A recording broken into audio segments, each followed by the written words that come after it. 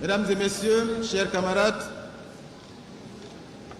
après 7 jours d'intenses activités, de créativité foisonnante et de saine compétition, nous arrivons au terme de la 22e édition de la Semaine nationale de la culture, ici à Bobo-Dioulasso, capitale culturelle par excellence du Burkina Faso, devenue depuis quelques mois seulement membre du réseau des villes créatives de l'UNESCO. Nous saluons cette labellisation internationale qui est la preuve de l'existence d'un important potentiel créatif des acteurs culturels locaux qu'il convient de célébrer et de promouvoir. Cette édition restera gravée dans nos mémoires comme celle d'une mobilisation exceptionnelle des artistes, des acteurs culturels venus de toutes les régions de notre pays, de la diaspora, des pays amis du Burkina Faso, témoignant ainsi de la vitalité, de la diversité et de la résilience de notre culture. Le bilan de cette édition est, à bien des égards, plus que satisfaisant.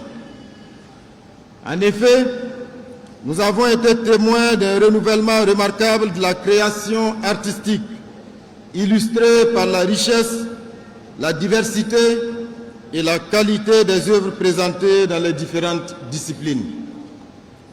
Cette biennale a également permis de révéler et de consacrer de nouveaux talents, salués tant par les jurys que par le public, confirmant ainsi que la jeunesse burkinabé demeure une source intarissable de créativité et d'innovation culturelle. Au-delà des expressions artistiques, Bobo 2026 a su conjuguer création et réflexion à travers les rencontres scientifiques, les échanges entre professionnels et les espaces de dialogue, renforçant ainsi la dimension intellectuelle et prospective de la Semaine nationale de la culture. Chers camarades, ce bilan, bien que succinct, conforte notre foi en l'avenir de la biennale. Il confirme surtout une conviction profonde: la promotion de la création littéraire et artistique est un impératif stratégique pour notre pays. La Semaine nationale de la culture occupe, à cet égard, une place centrale dans la sauvegarde de notre patrimoine et la promotion des expressions culturelles de notre pays.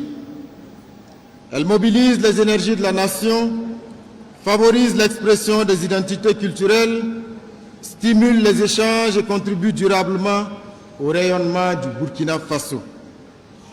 Chers camarades, dans notre pays, la culture a su démontrer sa légitimité, sa vitalité et son rôle fondamental dans le développement national.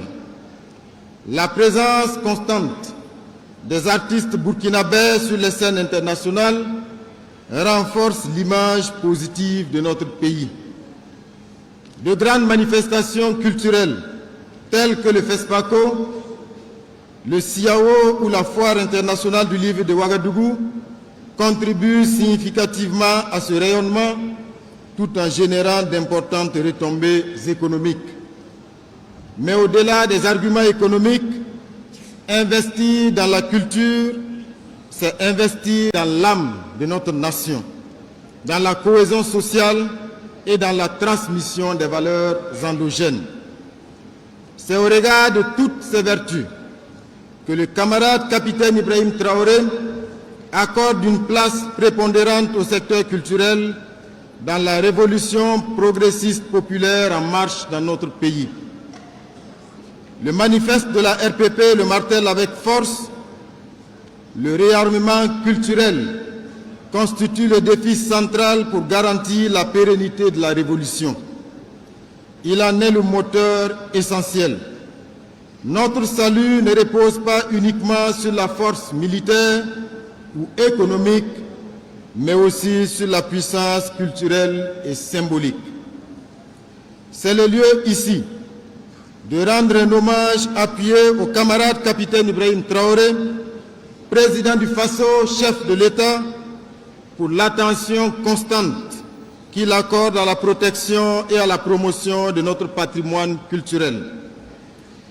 Qu'il me soit permis d'exprimer au nom du peuple burkinabé notre profonde gratitude au Comité national d'organisation pour la parfaite orchestration, aux membres des différents jurys des catégories de compétition du Grand Prix national des arts et des lettres pour leur rigueur, leur professionnalisme et leur contribution déterminante au succès de la SNC Bobo 2026.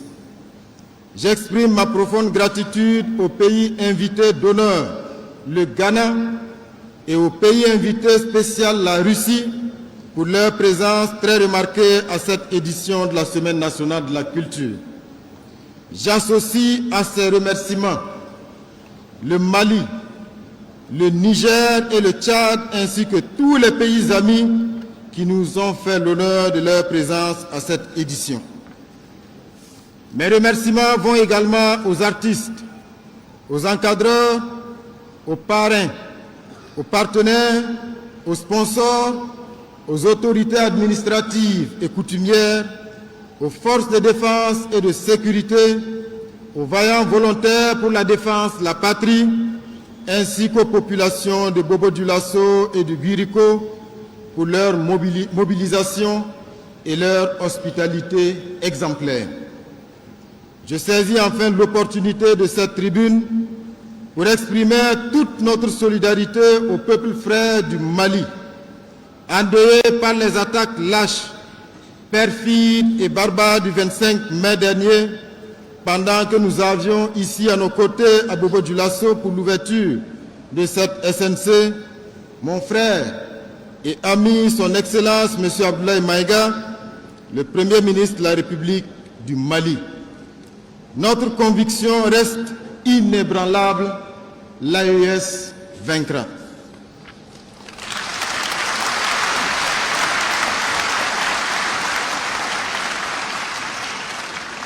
Sur ce, et au nom du camarade capitaine Ibrahim Traoré, président du Faso, chef de l'État, je déclare officiellement closes les activités de la 22e édition de la Semaine nationale de la culture.